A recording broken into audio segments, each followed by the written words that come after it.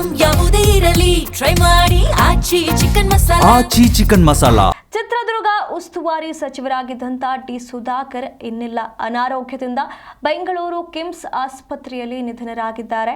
ಬೆಂಗಳೂರಿನ ಹೊರವಲಯದ ಎಲೆಕ್ಟ್ರಾನಿಕ್ ಸಿಟಿಯ ಕಿಮ್ಸ್ ಆಸ್ಪತ್ರೆಯಲ್ಲಿ ಕೊನೆಯುಸಿರು ಇಳಿದಿರುವಂಥದ್ದು. ಮೊಣಕಾಲು ಶಸ್ತ್ರಚಿಕಿತ್ಸೆಗೆ ಡಿ ಸುಧಾಕರ್ ಆಸ್ಪತ್ರೆಗೆ ದಾಖಲಾಗಿದ್ರು.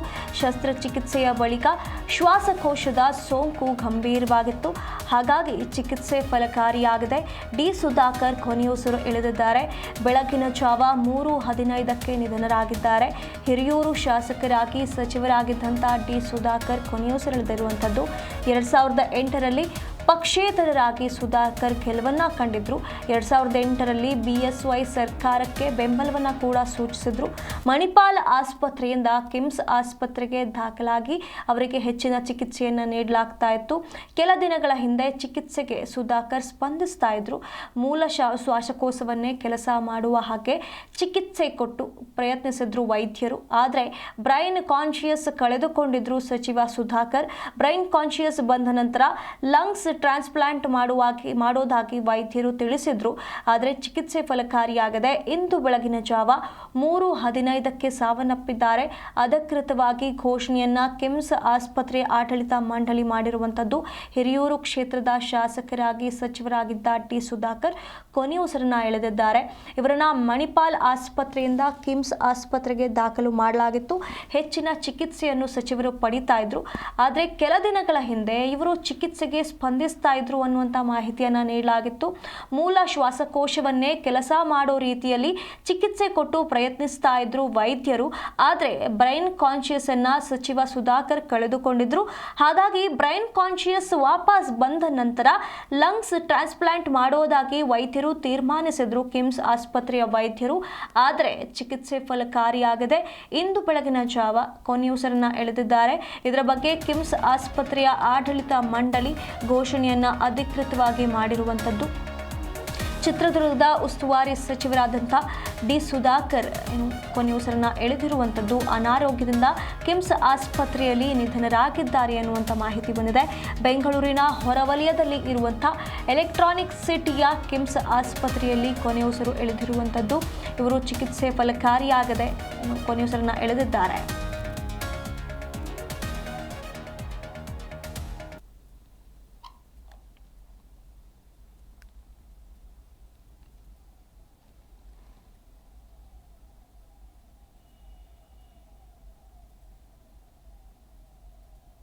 ಈ ಬಗ್ಗೆ ಹೆಚ್ಚಿನ ಮಾಹಿತಿಯನ್ನು ನಮ್ಮ ಪ್ರತಿನಿಧಿ ಮೂರ್ತಿ ನೇರ ಸಂಪರ್ಕದಲ್ಲಿ ನೀಡ್ತಾ ಹೋಗ್ತಾರೆ.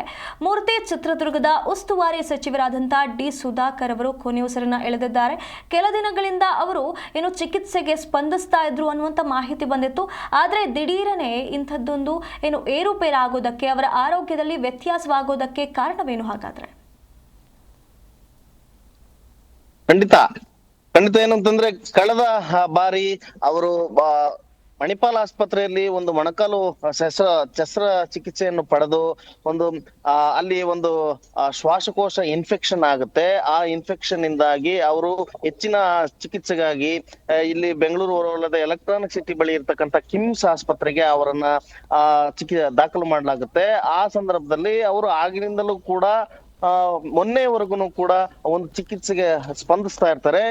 ಈ ಹಿಂದೆ ಮುಖ್ಯಮಂತ್ರಿ ಸಿದ್ದರಾಮಯ್ಯನವರು ಭೇಟಿಯಾದಾಗಲೂ ಕೂಡ ಅವರು ಒಂದು ಚಿಕಿತ್ಸೆಗೆ ಸ್ಪಂದಿಸ್ತಾ ಇದ್ರು ಅಂತ ಹೇಳಿ ಕೂಡ ತಿಳಿದು ಬಂದಿತ್ತು. ಹಾಗಾಗಿ ಅವರಿಗೆ ಆ ಬ್ರೈನ್ ಒಂದು ಕಾನ್ಶಿಯಸ್ ಇರ್ಲಿಲ್ಲ ಅಂತ ಹೇಳಿ ವೈದ್ಯರು ತಿಳಿಸಿರ್ತಕ್ಕಂಥದ್ದು ಆ ಸಂದರ್ಭದಲ್ಲಿ. ಯಾಕೆಂತಂದ್ರೆ ಅವರಿಗೆ ಶ್ವಾಸಕೋಶ ಒಂದು ಟ್ರಾನ್ಸ್ಪ್ಲಾಂಟ್ ಮಾಡುವಾಗ್ಲಿ ಅಥವಾ ಅವ್ರಿಗೆ ಚಿಕಿತ್ಸೆ ಕೊಡುವಾಗ್ಲಿ ಅವ್ರಿಗೆ ಬ್ರೈನ್ ಕಾನ್ಶಿಯಸ್ ಇರ್ಬೇಕಾಗುತ್ತೆ. ಹಾಗಾಗಿ ಆ ಬ್ರೈನ್ ಕಾನ್ಶಿಯಸ್ ಬಂದ ಮೇಲೆ ಅವರಿಗೆ ನಾವು ಟ್ರಾನ್ಸ್ಪ್ಲಾಂಟ್ ಮಾಡೋದು ಇಲ್ಲ ಅದೇ ಶ್ವಾಸಕೋಶವನ್ನ ಮತ್ತೆ ಜನರೇಟ್ ಮಾಡೋದು ಅದನ್ನ ಪ್ರಯತ್ನ ಪಡ್ತೀವಿ ಅಂತ ಹೇಳಿ ಕೂಡ ವೈದ್ಯರು ಕಿಮ್ಸ್ ನ ವೈದ್ಯರು ತಿಳಿಸಿದ್ರು.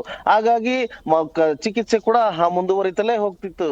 ಆದ್ರೆ ನಿನ್ನೆ ಅಂದ್ರೆ ಇಂದು ಬೆಳಗಿನ ಜಾವ 3:15 ಅವರು ಏಕಾಏಕಿ ಚಿಕಿತ್ಸೆಗೆ ಸ್ಪಂದಿಸ್ತಾ ಇರ್ಲಿಲ್ಲ ಅಂತ ಹೇಳಿ ಕೂಡ ಇಲ್ಲಿನ ಕಿಮ್ಸ್ ಆಸ್ಪತ್ರೆ ಸಿಬ್ಬಂದಿ ಆಡಳಿತ ಮಂಡಳಿ ತಿಳಿಸಿರ್ತಕ್ಕಂಥದ್ದು. ಹಾಗಾಗಿ ಇಂದು ಬೆಳಿಗ್ಗೆ ಅವರು 3:15ಕ್ಕೆ ಉಸಿರು ನಿಲ್ಲಿಸಿದ್ದಾರೆ ಅಂತ ಹೇಳಿ ಕೂಡ ಅಧಿಕೃತವಾಗಿ ಕಿಮ್ಸ್ ಆಸ್ಪತ್ರೆ ಆಡಳಿತ ಮಂಡಳಿ ತಿಳಿಸಿರ್ತಕ್ಕಂಥದ್ದು. ಹಾಗಾಗಿ ಈ ಹಿಂದೆಯೂ ಕೂಡ ಮುಖ್ಯಮಂತ್ರಿ ಸಿದ್ದರಾಮಯ್ಯನ ಆದಿಯಾಗಿ ಉಪಮುಖ್ಯಮಂತ್ರಿ ಡಿ.ಕೆ. ಶಿವಕುಮಾರ್ ಆದಿಯಾಗಿ ಕೆಲ ಮಿನಿಸ್ಟರ್ಗಳು ಮತ್ತೆ ಮಾಜಿ ಸಚಿವರುಗಳು ಕೂಡ ಅವರನ್ನ ಅಂದ್ರೆ ಗವರ್ನರ್ ಕೂಡ ಬಂದು ಅವರ ಕುಟುಂಬದವರನ್ನ ಭೇಟಿಯಾಗಿ ಅವರ ಕುಟುಂಬದವರಿಗೆ ಒಂದು ಧೈರ್ಯ ತುಂಬುವಂತ ಕೆಲಸವನ್ನು ಕೂಡ ಮಾಡಿದ್ರು. ಅವರಿಗೆ ಚಿಕಿತ್ಸೆ ಕೂಡ ಮುಂದುವರಿಸಲಾಗಿತ್ತು. ಅಂದ್ರೆ ಯಾವ ರೀತಿ ಅಂತಂದ್ರೆ ಒಂದ್ ರೀತಿ ಹೆಚ್ಚಿನ ಅಂದ್ರೆ ಎವ್ರಿ ಸೆಕೆಂಡ್ ಅವರನ್ನ ಕಣ್ಗಾವಲಾಗಿ ಇಲ್ಲಿನ ವೈದ್ಯರು ಕಾಯ್ತಾ ಇದ್ರು ಅಂತ ಹೇಳಿ ಕೂಡ ಆ ಮೂಲಗಳ ಮಾಹಿತಿ ಸಿಕ್ಕಿರ್ತಕ್ಕಂಥದ್ದು. ಹಾಗಾಗಿ ಅವರನ್ನ ಪ್ರತಿಯೊಂದು ಕ್ಷಣದಲ್ಲೂ ಪ್ರತಿಯೊಂದು ಒಂದು ಚಿಕಿತ್ಸೆಗೂ ಪ್ರತಿಯೊಂದು ವೈದ್ಯರು ಕೂಡ ಎಲ್ಲರೂ ಪ್ರತಿ ಕ್ಷಣ ಅವರನ್ನ ಒಂದು ನೋಡ್ತಾನೆ ಇದ್ರು, ಮಾತಾಡ್ತಲೇ ಇದ್ರು, ಅವರ ಚಿಕಿತ್ಸೆ ಕೊಡ್ತಲೇ ಇದ್ರು. ಆದ್ರೆ ಅದೃಷ್ಟವಶಾತ್ ಅವರಿಗೆ ದುರದೃಷ್ಟ ಅಂತ ಕಾಣುತ್ತೆ, ಸಾರಿ. ಹಾಗಾಗಿ ಇವತ್ತು ಅವರು ಬೆಳಿಗ್ಗೆ 3:15ಕ್ಕೆ ಉಸಿರು ಚೆಲ್ಲಿರ್ತಕ್ಕಂಥದ್ದು. ಹಾಗೆ ಮೂರ್ತಿಯವರೇ, ಅವರು ಚಿತ್ರದುರ್ಗದ ಉಸ್ತುವಾರಿ ಸಚಿವರಾಗಿದ್ದಂಥವರು, ಅವರ ಇಷ್ಟು ವರ್ಷಗಳ ಕಾಲದ ಸೇವೆಯ ಬಗ್ಗೆ ಮಾತಾಡೋದಾದ್ರೆ? ಖಂಡಿತ ಈ ಹಿಂದೆ ಕೂಡ ಯಡಿಯೂರಪ್ಪನವರ ಕಾಲದಲ್ಲಿ ಕೂಡ ಅವರು ಸಚಿವರಾಗಿದ್ರು. ಹಾಗಾಗಿ ಅವರ ಸೇವೆ ಒಂದ್ ರೀತಿ ಅವರ ಸೇವೆಗಿಂತ ಅನ್ನೋದಕ್ಕಿಂತ ಅವರ ಸಾಧನೆ ಕೂಡ ಬಹಳ ಹೆಚ್ಚು ಅಂತಾನೆ ಹೇಳ್ಬೋದು. ಹಾಗಾಗಿ ಚಿತ್ರದುರ್ಗದ ಹಿರಿಯೂರು ಶಾಸಕರಾಗಿದ್ದು ಕೂಡ ಈಗ ಯಡಿಯೂರಪ್ಪನವರ ಸರ್ಕಾರದಲ್ಲಿ ಕೂಡ ಅವರ ಸಚಿವರಾಗಿ ಬಹಳಷ್ಟು ಜನ ಸೇವೆಗಳನ್ನ ಮಾಡಿದ್ರು. ಮತ್ತೆ ಸರ್ಕಾರ ಕೊಟ್ಟಿರ್ತಕ್ಕಂಥ ಗ್ಯಾರಂಟಿಗಳನ್ನು ಕೂಡ ಅವರು ಒಂದು ಸುಸಜ್ಜಿತವಾಗಿ ಎಲ್ಲವನ್ನು ಕೂಡ ಅವರ ಕ್ಷೇತ್ರದ ಜನತೆಗೆ ಸಕಾಲಕ್ಕೆ ದೊರಕುವಂತೆ ಕೂಡ ಮಾಡಿದ್ರು ಅಂತ ಹೇಳಿ ಕೂಡ ಅವರು ಹೆಸರುವಾಸಿಯಾಗಿರ್ತಕ್ಕಂಥದ್ದು. ಆಗ ಇಂತಹ ಒಂದು ಸಚಿವರು ಇವತ್ತು ಉಸಿರು ಚೆಲ್ಲಿದ್ರಂದ್ರೆ ಅವರ ಕ್ಷೇತ್ರದ ಜನ ಕೂಡ ಒಂದ್ ರೀತಿ ಅವರ ಕ್ಷೇತ್ರದಲ್ಲೂ ಕೂಡ ನೀರವ ಮೌನ ಆವರಿಸಿದಂತೆನೂ ಕೂಡ ಹೇಳಿದ್ರು ಕೂಡ ತಪ್ಪಾಗಲಾರದು. ಧನ್ಯವಾದಗಳು ಮೂರ್ತಿ, ನಿಮ್ಮೆಲ್ಲ ಮಾಹಿತಿಗಾಗಿ.